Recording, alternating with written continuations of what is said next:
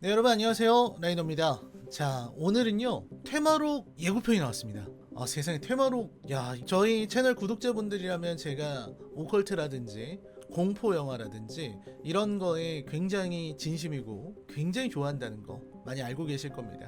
별 쓸데없는 공포 영화들까지 다 리뷰할 정도로 되게 좋아하거든요. 그리고 잘 아시겠지만 칼럼니스트로 활동을 하잖아요. 영화 평론가로서 글을 쓸 때도 받는 원고 요청 중에 공포 영화 요청이 따로 있을 정도로 공포 영화를 굉장히 좋아합니다. 근데 제가 이런 오컬트나 공포 영화를 좋아하게 된 계기, 그리고 제가 생각하기에 한국 오컬트의 정신적 지주가 되는, 정말 원형이 되는 작품이 있죠. 바로 이우혁 작가의 테마록인데요. 그래서 제가 테마록 관련해서 진짜 기대를 하는 영상도 많이 올렸고, 테마록이 애니메이션으로 만들어진다고 했을 때 그거 관련된 영상도 올렸었고, 장재영 감독이 만들어야 된다, 뭐 별별 얘기 다 했었는데, 어쨌든 이 테마록이 애니메이션으로 나왔습니다. 로커스 애니메이션 스튜디오에서 만든 작품이죠. 자, 그래서 예고편 같이 보고 그 다음에 말씀을 나누면 좋을 것 같습니다. 자, 그러면 틀어볼까요? 천만 베스트셀러, 그렇죠. 밀교, 해독 밀교, 하늘이 불타던 날.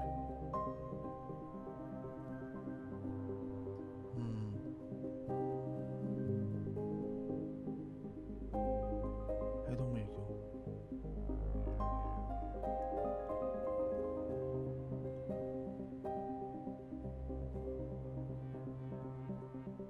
뒷구절 더 있죠. 맞네, 하늘이 불타던 날. 아하, 현암이랑 박신부 같네. 준우구나.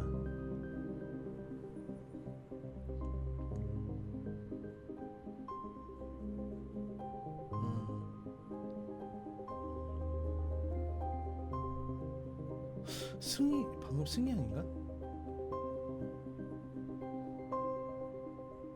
짧어.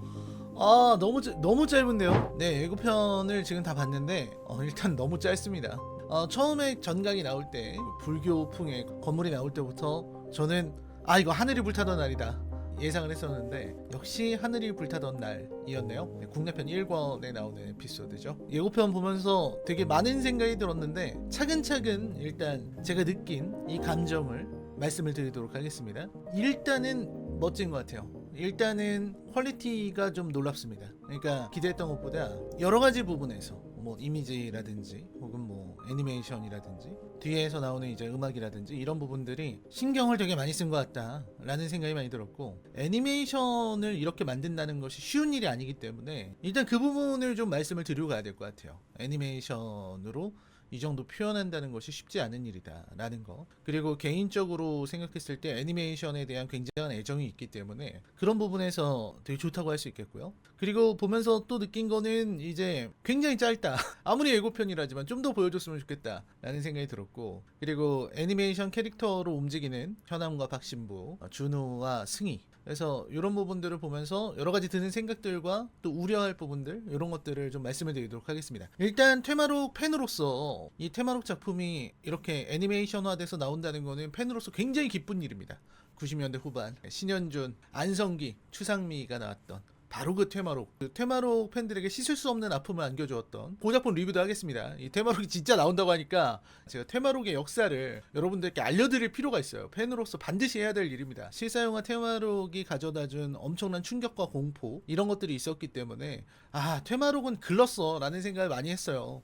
저도 뭐 테마록을 굉장히 좋아하지만 저 진짜 여러 번 읽어서 저는 아직까지도 내용을 다 기억합니다. 국내편에 하늘이 불타던 날, 뭐 초사가 부르고 있다, 초치검의 비밀에서 한국으로 넘어온 일본의 테마사들 3명 이름을 다 기억하고 있어요. 스기노방, 도운, 홍령 이런 애들 다 기억하고 있고, 우리 편으로 나왔던 뭐 여검사 현정이라든지 주기선생 상준이라든지 뭐 이런 캐릭터들도 전부 기억하고, 세계편의 각각 스토리들도 전부 기억하고요. 아직도 저한테 성난 황소랑 현암이 맞붙었던 그 대결은 저의 기억 속에 굉장히 멋진 장면으로 남아 있습니다. 그리고 또 염체를 사용하는 리라든지 뭐 이런 캐릭터들이 다 기억이 나거든요.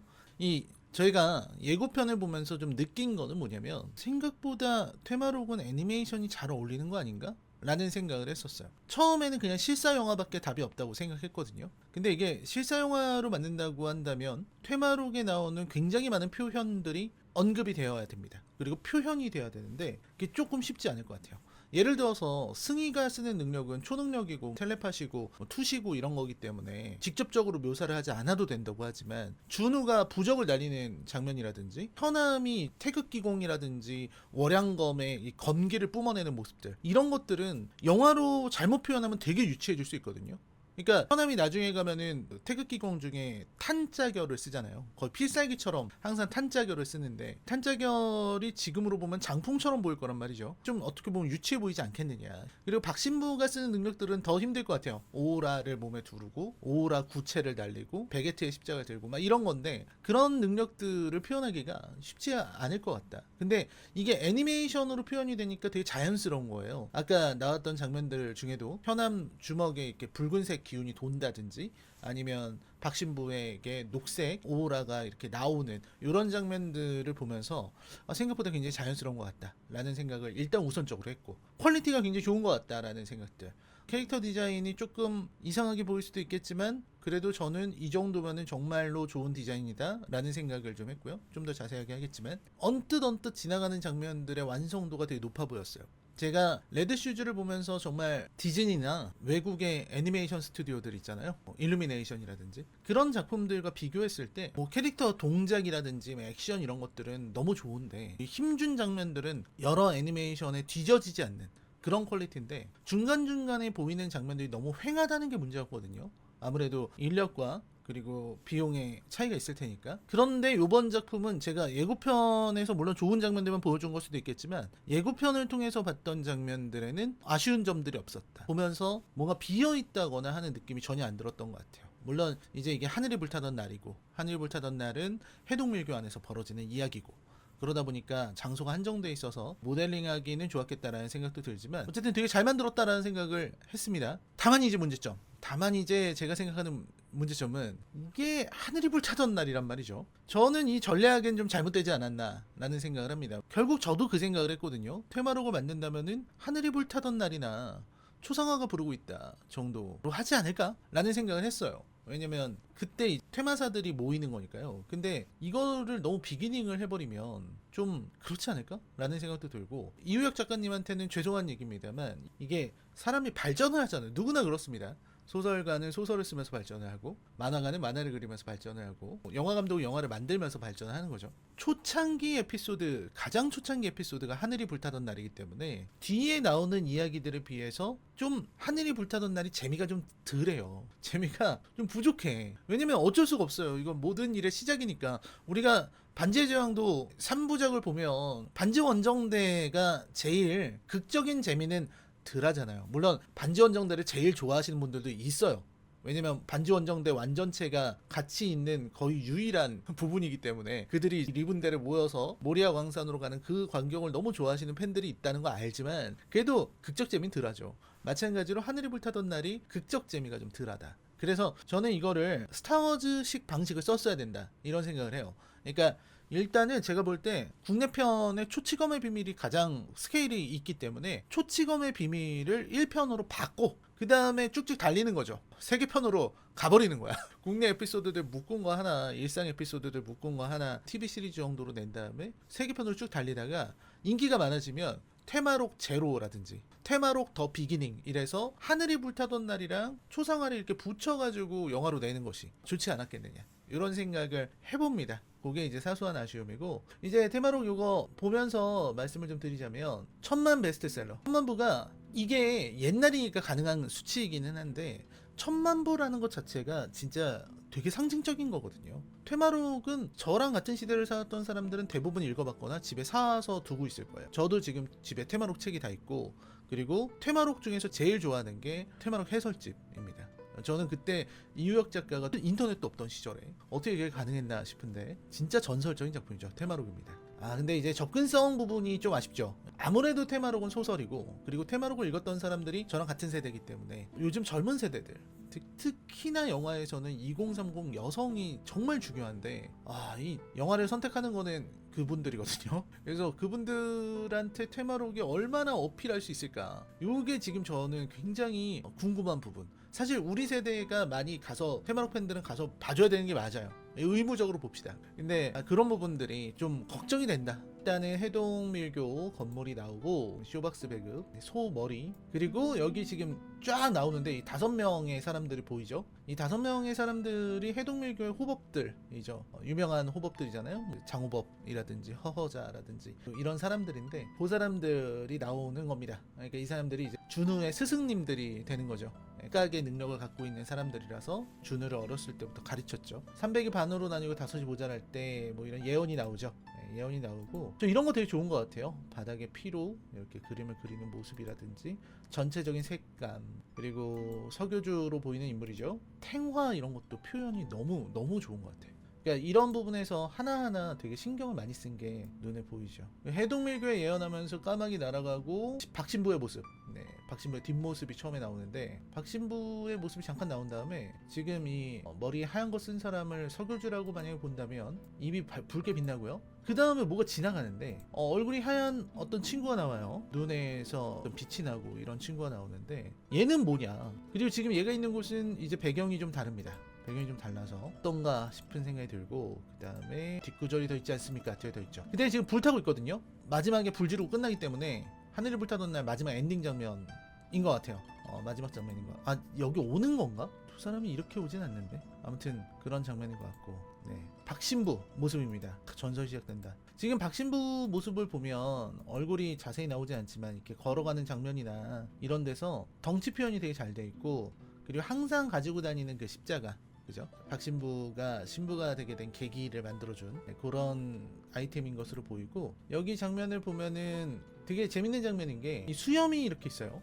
코부터 턱으로 이어지는 수염이 굉장히 수염이 강렬한데, 이거는 사실 원작에는 없던 표현입니다. 그러니까 박신부 하면은 사람들이 안성기 배우님을 많이 생각을 하잖아요. 안성기 선생님의 그 연기도 그랬지만 그 수염이 없는 모습, 이게 박신부처럼 보였거든요.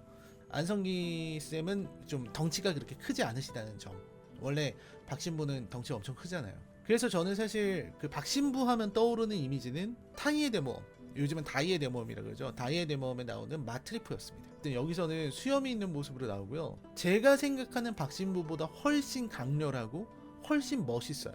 그리고 더 젊어요. 제가 테마록을 읽으면서 느꼈던 박신부는 약간 좀 더 곰 같은 그런 느낌에 조금 더 선하게 생기시고, 그리고 이런 강렬한 모습보다는 뭔가 듬직한, 그리고 진중한 그런 모습만 보일 것 같은데, 여기서는 정말 강렬한 어떤 싸우는 사제의 그런 모습, 이런 걸 좀 보여주는 게 아닌가 하는 생각이 들고, 그다음 현암은 거의 뒷모습만 나와서 기다리던 큰 손님들이 당도하리라, 그 큰 손님이 바로 이 퇴마사들을 말하는 거죠. 이 현암 같은 경우는 지금 입고 있는 옷이라든지 이런 게 되게 현암스럽고요. 그다음에 팔에 붕대를 감고 있죠. 원래 현암은 이제 그 몸에 기혈이 반밖에 돌지 않아가지고 무공을 쓸 때마다 몸이 엄청 아파지는 진짜 이상한 신체 조건을 갖고 있어요. 그래서 무공을 쓰면 안 되는 몸이기도 하고, 맨날 이제 다치고 이러는 게 현암의 평소 모습이거든요.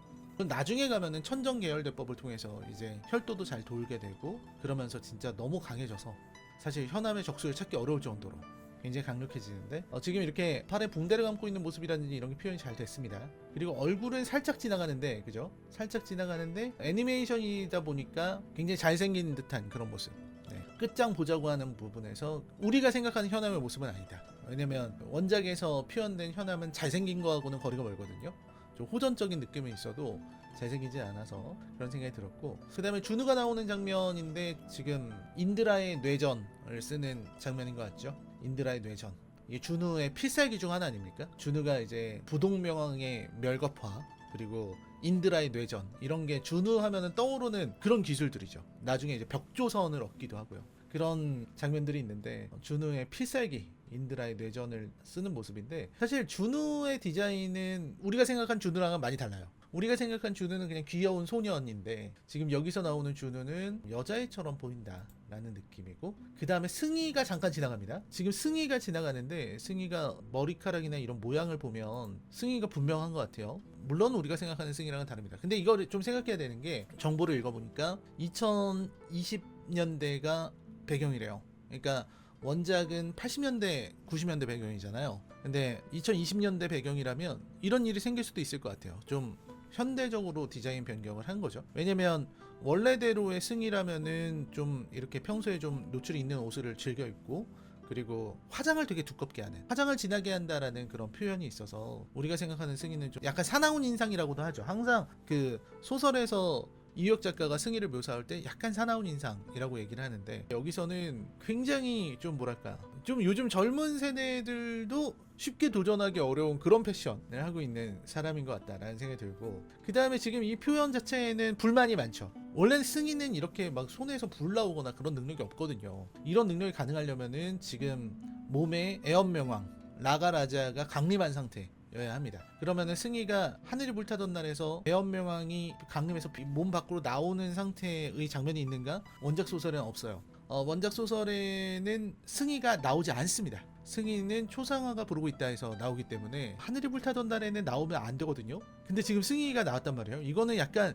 스토리적인 변형이 있지 않겠느냐. 알초의 그 퇴마사들을 4명을 다 보여주기 위해서, 혹은 약간 스토리를 바꿔서 승희를 등장시켰다든지, 제가 볼 때는 하늘이 불타던 날과 초상화가 부르고 있다를 약간 믹스하거나 연결시킨 게 아니겠느냐. 그래서 승희가 나오는 게 아니겠느냐라는 생각을 해요. 그러니까 애니메이션을 만들면서 고민했을 것 같아요. 하늘이 불타던 날로 간다고 하면은 비기닝인데 완전체가 모이질 않아. 비기닝인데 현암, 준우, 박신부밖에 없어. 레귤러 멤버인 승희가 빠지면 안 되잖아요. 그러니까 승희를 등장시키기 위한 어떤 조치를 했을 것이다. 그게 스토리의 변형이냐, 아니면은 초상화가 부르고 있다와의 결합이냐, 이런 부분들을 우리가 좀 생각해 볼 필요가 있다. 다음에는 이 전투 장면이 나오는 것 같습니다. 되게 좋네요. 이렇게 부적을 들고 있는 준우의 모습이라든지, 공포를 느끼는 준우의 표정, 그리고 박신부와 현암의 어떤 협공, 그리고 퇴마록이라고 나오는 글자, 불타는 하늘, 빨간색 하늘을 표현한 것 같죠? 이런 것들이 잘 나온 것 같습니다. 일단 예고편을 지금 봤는데요. 이게 제가 팬이기 때문에 제가 더 떨리는 그런 인상을 받습니다. 사실 이게 어떻게 될지 모르겠어요. 테마록 예언의 시작, 이게 어떻게 될지 모르겠지만 해독밀교를 시작으로 쭉 이어가겠다는 속셈이겠죠. 여러분, 이게 하늘이 불타던 날에서 끝나는 거는 말이 안 됩니다. 테마록 팬으로서 물론 국내편, 세계편, 혼세편 다 보고 싶은 마음이 있어요. 사실 말세편은 그렇게까지 보고 싶진 않아요. 말세편 엔딩이 좀 마음이 아픈 엔딩이잖아요. 그러다 보니까 좀 그런데, 어쨌든 혼세편까지는 나왔으면 좋겠다. 혼세편 와불이 일어나면이라든지 홍수 에피소드가 영화로 나온다면 그걸 봐야 되지 않겠습니까? 어쨌든 국내편이라도 완성이 됐으면 좋겠다 라는 게 지금 제 사실 마음이에요. 그러니까 테마록 팬으로서 성불을 하려면 초치검의 비밀까지는 봐야 좀 성불이 되지 않겠느냐. 물론 더 해주면 더 좋지만 전 일상 에피소드나 단편들 좀 살려줬으면 좋겠어요. 준우가 학교에서 벌이는 에피소드라든지 그런 것들 좀 표현해주면 되게 좋을 것 같은데, 어쨌든 잘 됐으면 좋겠습니다. 개인적으로 팬으로서. 그리고 승희가 왜 나오는지에 대해서 답을 알아. 왜 승희가 나왔는가? 중간에 지나가는 이상한 애들은 조연인가? 이런 얘기를 좀 하고 싶고, 준우 왜 이렇게 예쁘게 만든 건지 해명하라. 뭐 이런 정도 얘기를 하고 싶은 그런 예고편이었던 것 같아요. 사실 테마록 팬으로서 언젠가 이런 날이 오리라고 예측하고 예상하고 기다리고 있었지만 예고편으로 보니까 되게 여러가지 생각이 듭니다. 제 예고편 리액션 여기까지고요. 저는 이제 테마록이 2월달에 개봉을 한다고 하니까 그거에 맞춰서 저도 컨텐츠를 좀 준비해 보려고 해요. 테마록이 어떤 작품인지 좀 소개해드리는 컨텐츠라거나, 그리고 과거에 영화 테마록을 리뷰해보는, 예전에 7대 왕작 리뷰의 그런 감성으로 한번 준비를 해보도록 하겠습니다. 그러면 영상 여기까지고요. 여러분 시청해주셔서 감사합니다. 안녕히 계십시오.